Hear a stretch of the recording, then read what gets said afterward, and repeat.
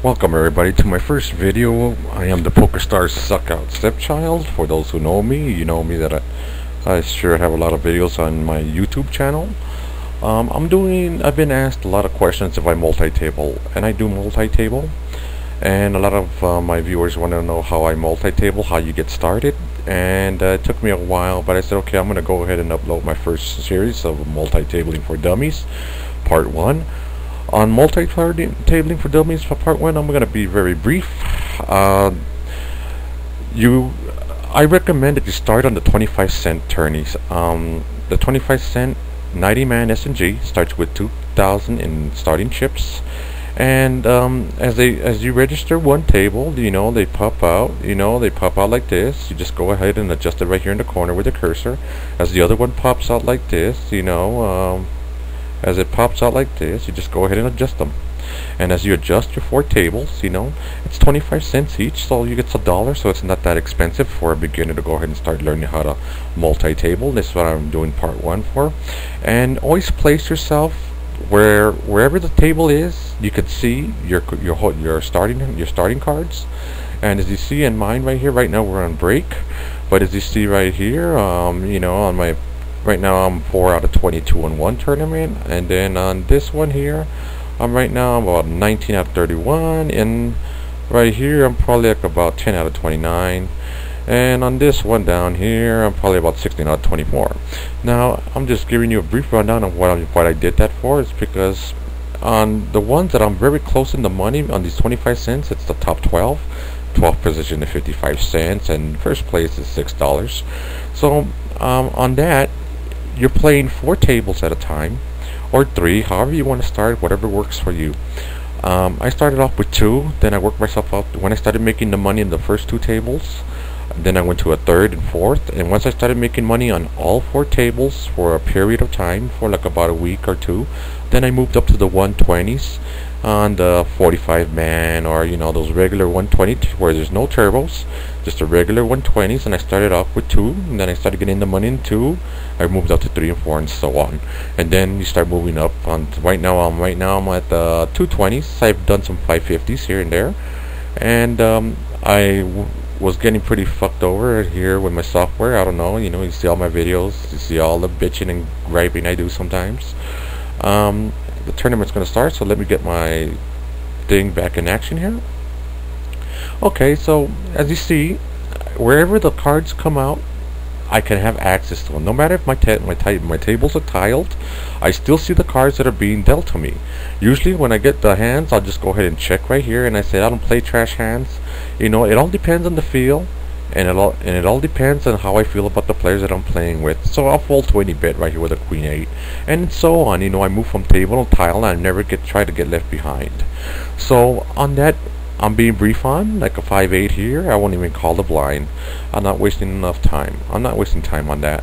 To be brief, a lot of players ask me, well, you see, the thing is that players are playing on one table, and they play through this whole tourney, this SNG or a multi-table, and they play through the whole tourney, and they end up getting screwed before the money.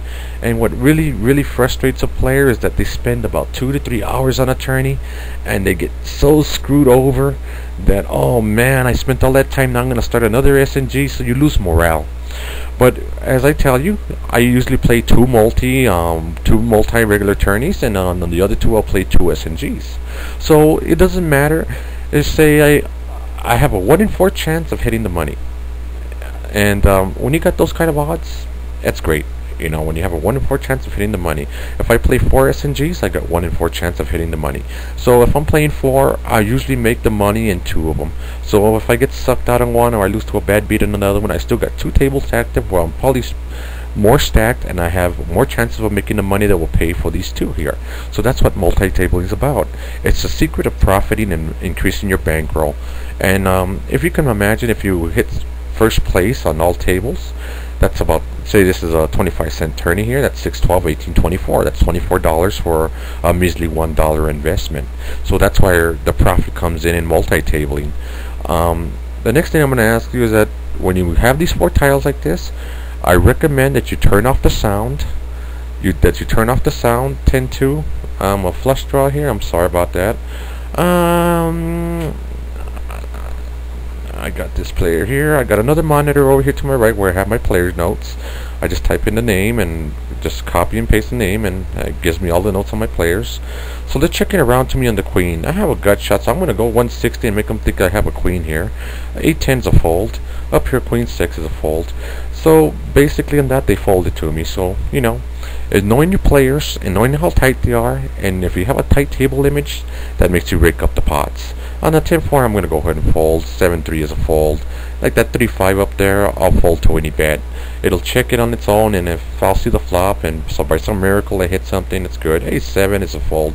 On part 2, I will get into the parts of the card playing and how I play my cards. Besides that, I was back to the options, turn off the sound, and click on your options to allow tables to pop up. That way when the action comes in, you see how these tables pop up? I don't have to be searching, that I have to be going and making sure that I'm not in turn. That way when I have my sound off, my tables pop up automatically, and I can see my hand, and I can automatically if I want to call or fold. So that's mainly the brief part about this video here I'm doing, is to be brief, give you a rundown on how to start. A lot of players, you know, I started off with the 1 and 2 tables, and then once I got with the 2 tables, I went ahead and I increased to 3 and 4, and I started making the money on 4 tables. When I start mastering the money on 4 tables, then I work up to the next one, like to the 120, then the 220s. Right here, up here, I got pocket jacks. I got a good, I'm a stacked chip leader on the table. I got a pretty tight image. On my pocket jacks, I like to go 480 on them. I don't like anybody limping with an ace rag, because jacks are hard to play. As I've learned from my friend Turtle Knife. Down here, I have a 10-2. I'll fold to any bet down here. Up here, they're thinking about it, so I haven't been playing a lot of hands, and that's the thing about multi-tabling. You don't play a lot of hands. So I got a call here. I hit a set. I'm going to go ahead and check it to him and see what he does. He's an aggressive player, so he might have hit a king. So I'm going to go ahead and check to him and see what he does. If he checks, then I'm going to have to make a bet. Now right here, he's thinking a standard bet. Now right here, I'm going to go ahead and re-raise him, hoping that he don't have pocket kings. He's calling. Okay, so I hit a full house here. Now I want value. So I'm going to go ahead and put a $1,200 bet and see if he calls me, if he re-raises me. He'll probably re-raise me. He's an aggressive player, but he's thinking about it. Nope, he folded. So I try to get value out of that hand, and I didn't. Okay, so that besides that, let me fold that here. Basically, I want to get back. I'm sorry I had to be playing around, because as you see how the action pops up, you always got to be ready for it. Besides that, what I want to do is give you the brief rundown on these multi-tablings, and it can be very profitable.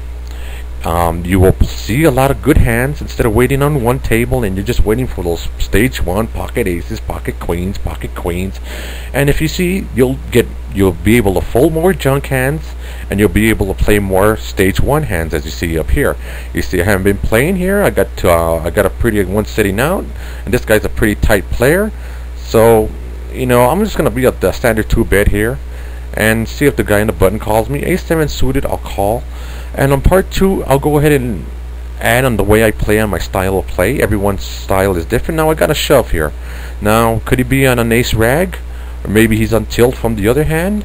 For me, the pot odds here, I'm making the odds here. My odds are to call here. So I'm going to call and fold down here and see what happens. He has an ace rag, as I said. And let's see what happens. So far, so good. So far, so good. And it's good. Ace queen gets it all. Okay, so up here, I got a gut shot straight draw on the high card, so I'm going to go ahead and check. Of course, I'm going to fold down here and check down here.